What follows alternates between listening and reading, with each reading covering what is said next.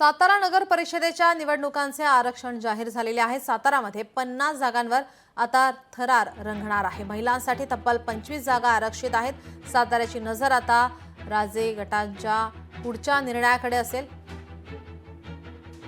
सातारा नगर परिषदेच्या निवडणुकांचे आरक्षण जाहीर झाले।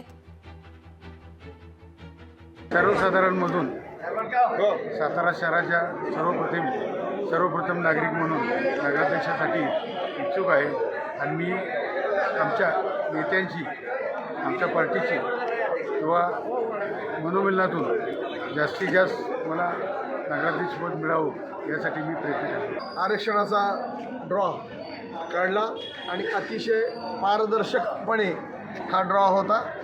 कुणालाही त्याबद्दल काही काडीमात्र शंका येण्याचं कारण नाही आणि सर्व व्हिडिओ घेतल्यामुळं त्याच्यामध्ये काय आपल्याला अडचण काय वाटत नाही। अतिशय चांगल्या पद्धतीनं ड्रॉ पडलेला आहे। सातारा नगर परिषदेच्या सार्वत्रिक निवडणूक 2025साठीच्या प्रभागाच्या आरक्षणाचा सोडतीचा कार्यक्रम संपन्न झाला।